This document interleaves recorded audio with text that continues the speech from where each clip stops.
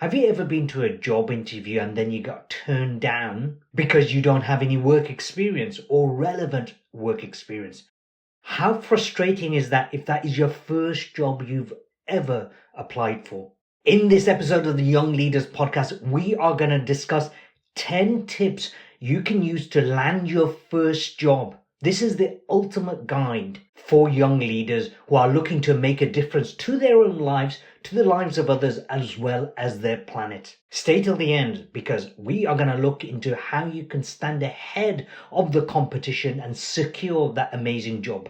Here's the reality. Out of the hundreds of applications that a recruitment consultant or a company, an employer receives, they're going to have to say no to most of them. And they'll only say yes to one person ultimately if there's only one job available, and they might see 5 or 6 people for that one job and turn away everybody else. So the odds are stacked against you.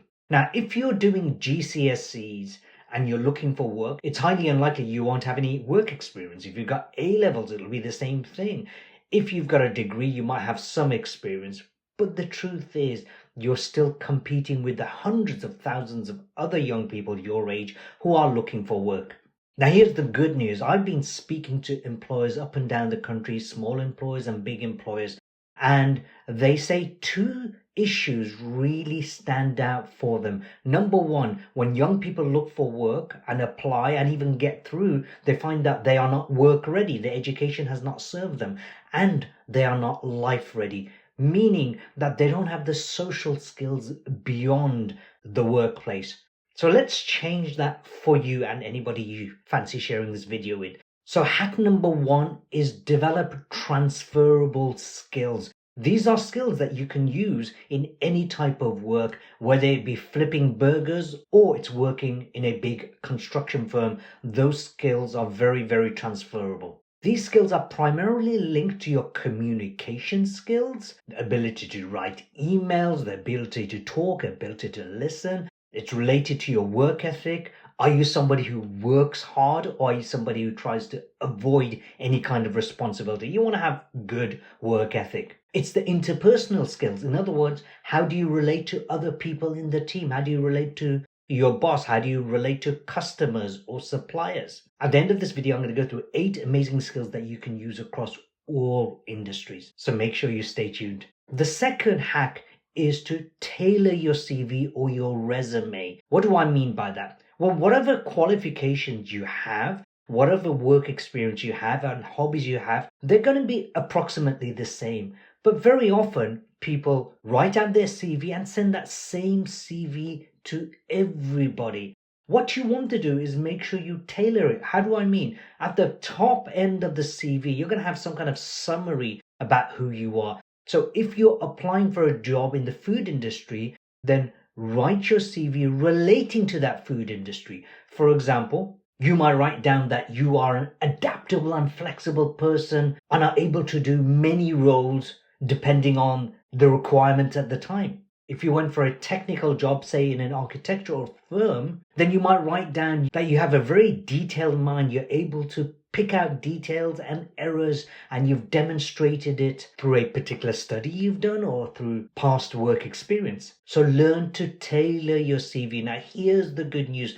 Like it or not, AI is your best friend when it comes to developing your CV. Whether you use Gemini or ChatGPT, learn to use AI to help tailor your CV. Don't get AI to write your CV. You write your CV, upload it onto AI and ask it to tweak and amend your CV. So you have no excuse to produce a good quality CV. And one little caveat, if you are from the UK, AI often uses American English. So make sure you do a proper spell check before you put it onto your CV. The covering letter is something that goes with your CV, whether it's a digital form or physical form. The covering letter is really you are pitching, you are explaining why you are the right fit for that company. So the covering letter demonstrates a lot more detail about who you are and why you deserve to be considered for the job interview. Once again, you can use AI to help design your covering letter and make sure you check the spelling. The third tip is network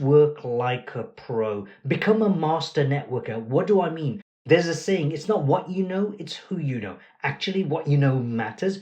Who you know meaning, who are the different people who have connections into different industries or different jobs. This might be at school, a teacher, a tutor. At university, it might be a college professor. It might be somebody you study with. It might be a family friend.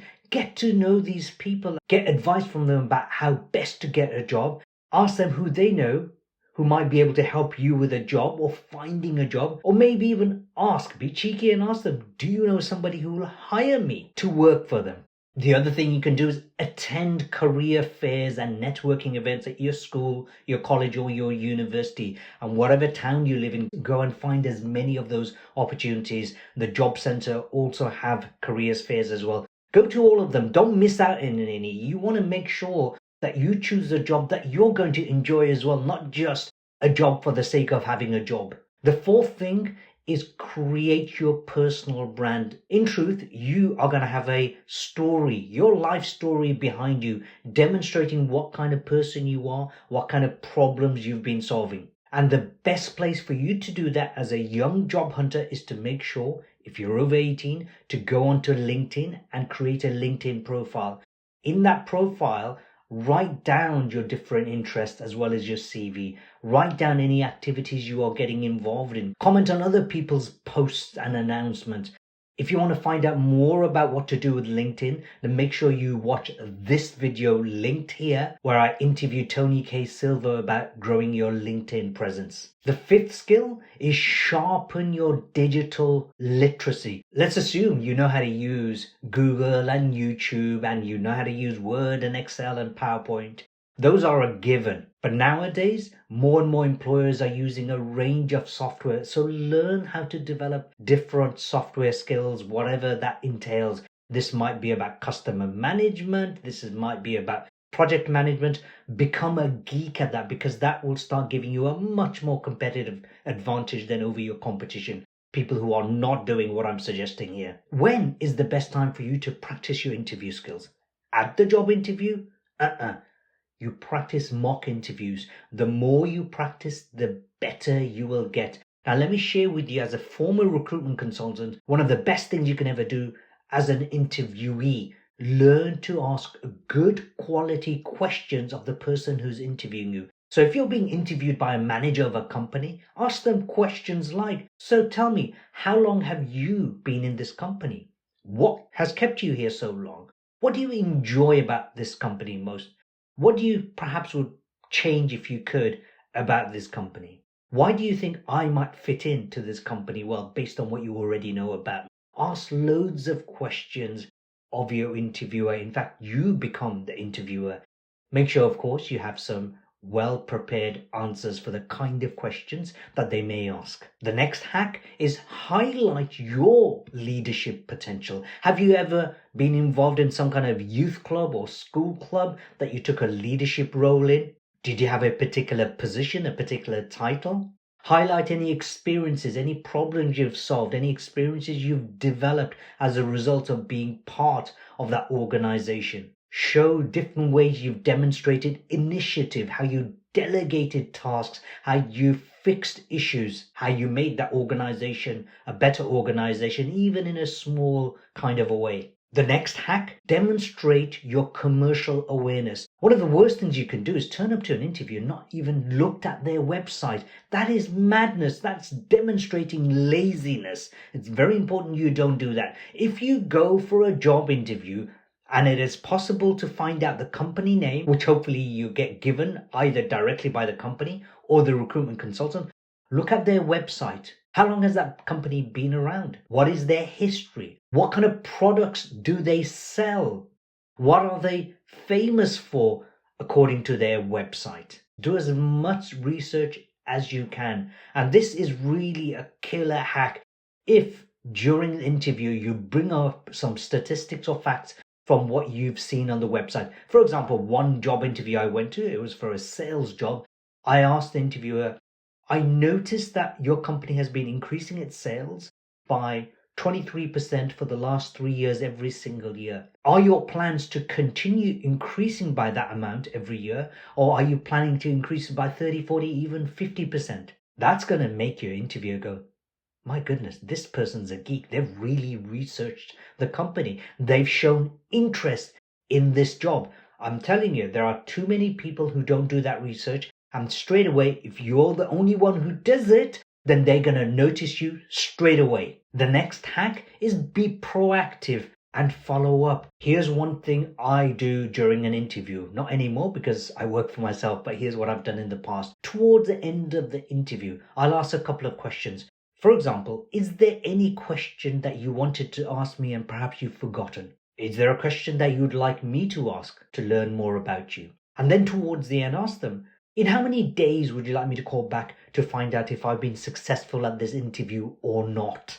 That's a very tongue-in-cheek question. That's called closing the sale or closing the deal. It's basically saying, when are you going to tell me when you're going to hire me or not? Now, hopefully, for most good interviewers, they'll like that. And they'll go, this person really knows how to secure their deal. And once you've left the interview, send an email or a text if you've got their number to the person who's interviewed you. Or even better, send them a thank you card. It's not about sucking up. It's just a thank you letter, card, or email saying, thank you for interviewing me. I really enjoyed what we discussed and I value the time you made to discuss this with me. You figure out what to write, but just a simple thank you for interviewing me. Once upon a time, I got interviewed by Radio 5 Live. I sent a thank you card to the producer who contacted me for the interview. On the thank you card, I said, thank you for interviewing me. I've always wanted to be on Radio 5 Live and this has been the first time and I appreciate it. That's it. A day later, Richard, the producer, contacted me and said, Harun, thank you for the card. I laughed. I said, you're welcome. You didn't need to call me for that. He said, Harun, seriously, we've had famous people and people who are not so famous and no one has ever sent me a thank you card for doing my job and you're the first. We're going to have you back on the show again. And you know what? In those next 18 months, I went on to Radio 5 Live 3 or 4 more times simply because I sent a thank you card. And final hack is don't be afraid to negotiate. Negotiation is a great skill to have. So as well as a salary, once you've received your offer letter with the salary and whatever it is that they're going to give in terms of benefits, look around, do research and find out what other companies are offering. And then go back to them if necessary and say, hey, listen, thank you for the offer. I appreciate it. There are several other companies I am waiting to speak to and their offers are slightly higher than this. Is there anything you can do to change the offer? I want to give you another example. My youngest son took a year out for his industrial placement in a London firm. Now he lives in Birmingham and the job in London was £23,000. He didn't like that because he could not figure out how he was going to survive in London on such a low salary, although it's only for a year. So I said, hey, message them. Now, in my mind, I thought he was going to message them once he started the job. No, he did it straight away, 1 month in advance of the job. He asked for a £2,000 raise. And guess what? They gave it to him. How amazing is that? And you can do that too. Okay, so here are 8 bonus skills I want you to really look deep into. Because if you develop these skills, you are going to stand head and shoulders above everybody throughout your career. Effective communication. There's 4 things to consider regarding effective communications. Number 1, your speaking ability. That means being able to convey, relate a message to somebody so that they can understand. It's a skill that you must learn. It is learnable. Even if you're an introvert or an extrovert, it is one of the greatest skills you will ever master. The ability to listen is another part of communications. If you're giving instructions, guidance, if you're given problems to solve, to be able to listen is important. Third one, to be able to write effective communications. This includes writing emails, writing letters, jotting down notes from when somebody speaks to you on the phone. Finally, being able to communicate through presentation. So knowing how to use PowerPoint as an example. How do you convey a message to 2, 3, or even more of your colleagues all at the same time? These are all very learnable skills that you can learn at school, college, or university. The next very important skill is motivation. Are you somebody who needs to be told what to do before you do it? Or are you somebody who turns up with energy and enthusiasm? Are you reliable? Are you just someone who just doesn't bother turning up? There's no passion in anything that you do. Learn to be passionate in all the work that you do. It's not about following your passion, it's about bringing your passion into your work and being somebody that everybody can turn to. As somebody who's new and young and has got their whole career ahead of them, guess what? You're going to have a lot of learning to do. You've got to learn about products, about processes, and this will take time. This isn't school anymore. This is not college anymore where things just get handed down to you on a silver platter or you've got to do a bit of research. No, you've got to be very proactive. Many things you can get from your colleague, your managers, the people you work with, and there's a lot of information available on the internet so you can self-study, do personal development courses, things that will help you learn, manage your own learning on your own, not just relying on the boss. The fourth one, critical, teamwork. No company likes to have somebody who's a solitary worker. You need to be able to work harmoniously without conflict between colleagues. You're going to have disagreements, that's fine, deal with it, but make sure that you're a team player and not a solo player. The fifth ability is your emotional intelligence. That's really dealing with the highs and the lows, not to over-relate, not to get too much disappointment. And there's a great saying that I heard from a motivational speaker: discipline your disappointments. In other words, you're going to always face disappointments throughout your life, throughout your work career. Learn how to deal with it. Learn how to not take it overly personally. Sixth one, time management. Actually, more important than time management is priority management. Every day you turn up to work, what are your top 3, top 4, top 5 priorities that need to get done? Work on the most difficult one first. Make sure you do the easiest ones towards the end of your tasks. But time management also means doing what you say, saying what you do, when you said you're going to get it done by. So make sure you hit deadlines. Make sure you turn up slightly early and go slightly late if that's what's needed. Of course, the world of work is changing, and I hope it really isn't time-based, but results-based and process-driven. So learn to master time management for the time being. The next important skill is digital literacy. We've already touched upon that. But let's say, for example, that you're somebody who's very good at Excel spreadsheet. How can you become a master in that? If you're in the kind of job that involves using Excel spreadsheet, then learn new ways to use it more effectively. Learn ways to connect Excel to other software. These are skills that are going to be highly valuable in future jobs or within the company that you currently work for. So the more you learn digital skills, the more in demand you're going to be.